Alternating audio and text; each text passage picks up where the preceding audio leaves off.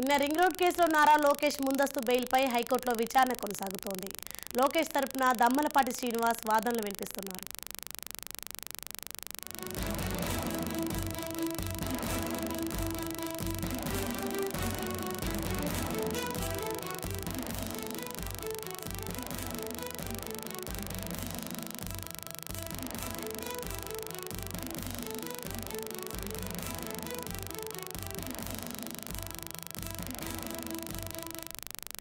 కాసేపట్లో లోకేష్ కి సిఐడి బృందం నోటీస్ ఇవ్వనుంది. ఇప్పటికే సిఐడి బృందం ఢిల్లీలో ఉంది. కోర్టు ఆదేశాల మేరకు లోకేష్ 41A నోటీసులు అందజేయనున్నట్లు సిఐడి తెలిపింది.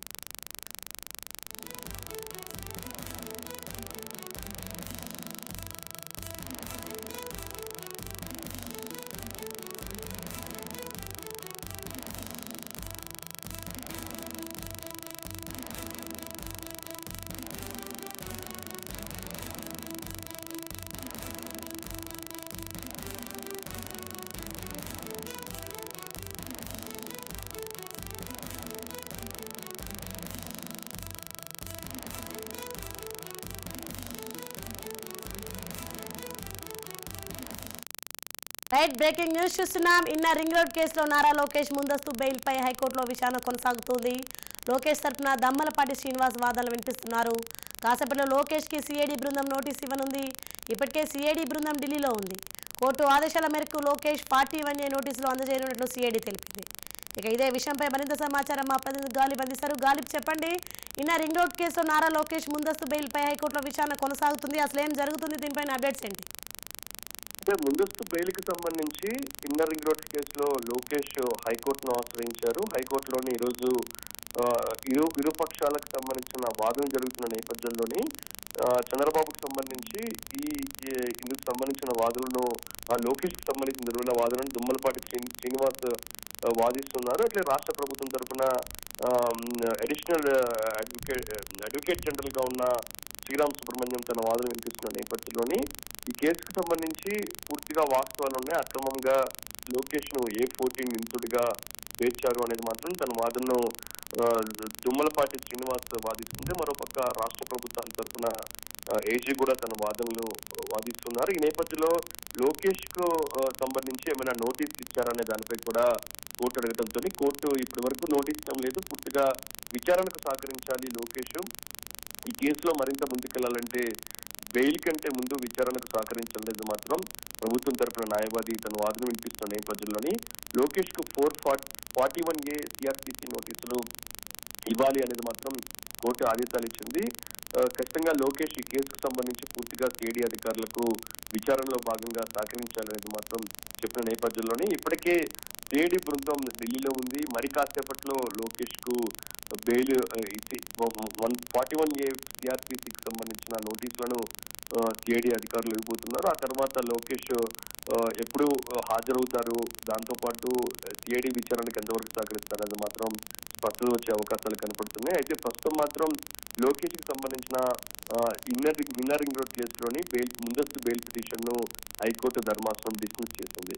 అయితే ప్రస్తుతం మరి కాసేపట్లోని ఢిల్లీలోని సిఐడి అధికారులు బృందం లోకేష్ ను కలిసి CRPCకి సంబంధించిన 41A నోటీసులను ఇవ్వబోతుంది. అంతవరకు లోకేష్ రీతిలోని సహకరిస్తారు. ఒకవేళ హైకోర్టు ఆదేశాల మేరకు వ్యవహరిస్తారా, లేకపోతే దీన్ని సవాల్ చేస్తూ సుప్రీంకోర్టుకు వెళ్తారనేది మాత్రం చూడాల్సి ఉంది. ఇదిలా ఉంటే మరో 2 కేసులకు సంబంధించి కూడా హైకోర్టులోని లంచ్ మోషన్ పిటిషన్ దాఖలు చేశారు లోకేష్. ప్రధానంగా స్కిల్ డెవలప్మెంట్ స్కామ్ కేసులో, దాంతో పాటు ఫైబర్ గ్రిడ్ కేసులో కూడా ముందస్తు బెయిల్ కోసం హైకోర్టును ఆశ్రయించడం జరిగింది. మరి కాసేపట్లో మధ్యాహ్నం 2:15 లంచ్ తర్వాత హైకోర్టులో దీని మీద విచారణ జరిగే అవకాశాలు కనపడుతుంది. అంటే ఓవరాల్ గా చూసినట్లయితే ఇప్పటికే ఇన్నర్ రింగ్ రోడ్ కేసుకు సంబంధించి 41A నోటీసులు ఇవ్వాలని కూడా హైకోర్టు ఆదేశాలు జారీ చేస్తున్న నేపథ్యంలోని మరి కాసేపట్లోని స్కిల్ డెవలప్మెంట్ స్కామ్, దాంతో పాటు ఫైబర్ గ్రిడ్ కి సంబంధించి 2 కేసులకు సంబంధించి కూడా మరి కాసేపట్లోని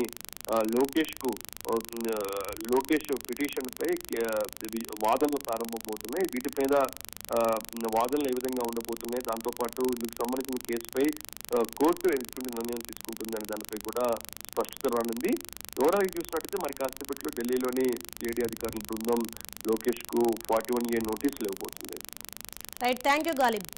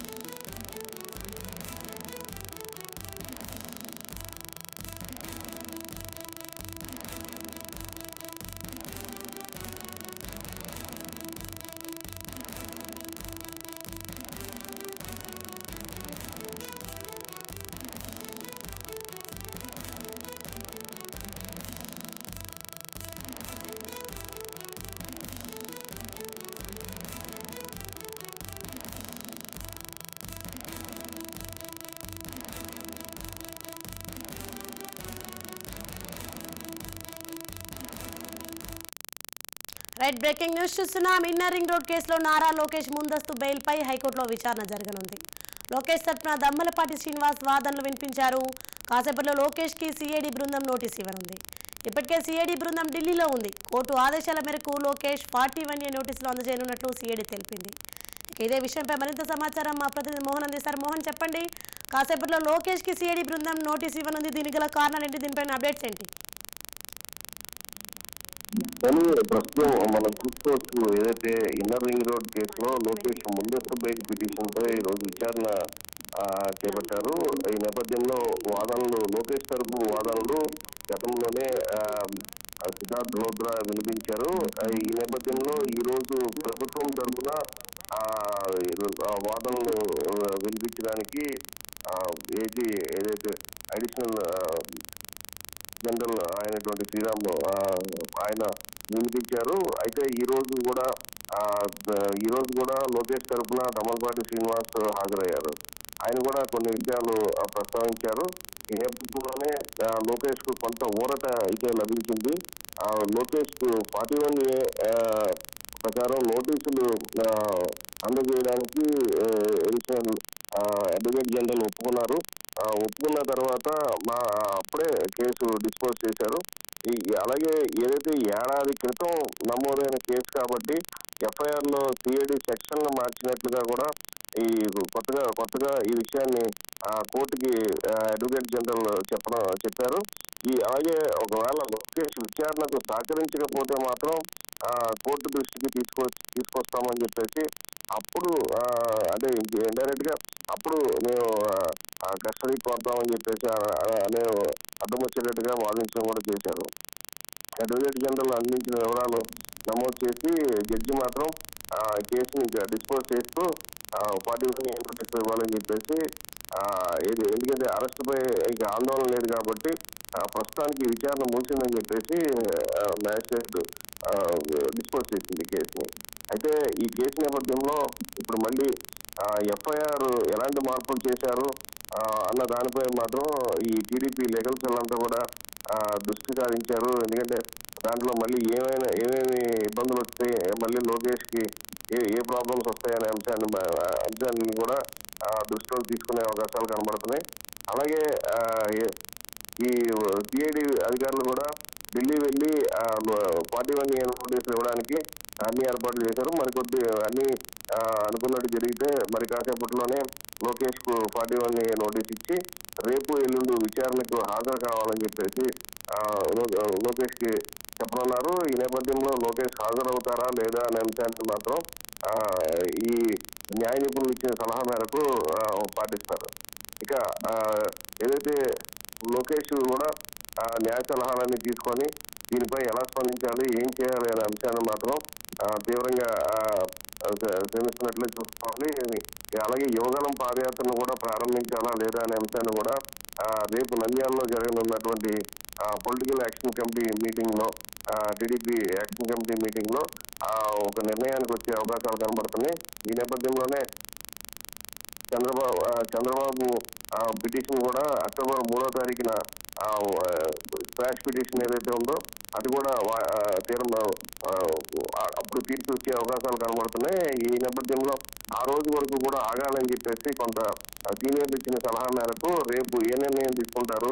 అలాగే యాక్చువల్ గా ఇప్పుడు 41A నోటీస్ ఉపశమనం వచ్చింది కాబట్టి అది అక్కడ తీసుకొని డైరెక్ట్ గా వచ్చి నంద్యాలలో డైరెక్ట్ గా మీటింగ్ పాల్గొంటారా, లేకపోతే మనకున్న సమాచారం మేరకు జూమ్ మీటింగ్ లోనే పాల్గొంటారని చెప్పేసి తెలుస్తుంది. అయితే ఇప్పుడు వచ్చిన లేటెస్ట్ ఈ సమాచారంతో ఏమైనా ప్లాన్ మారుస్తారా అనే అంశాన్ని మాత్రం మరి కాసేపట్లో తెలియనుంది. ఈ నేపథ్యంలో లోకేష్ కూడా చాలా అగ్రెసివ్ గా వెళ్ళాలి, పబ్లిక్ లోనే ఉండాలి అనే అంశాన్ని మాత్రం మనం చూసుకోవచ్చు. అలాగే రేపు దొంగలానికి వస్తారా లేకపోతే వర్చువల్ లో పాల్గొంటారా మీటింగ్ అనేది చూడాలి. Right, thank you Mohan.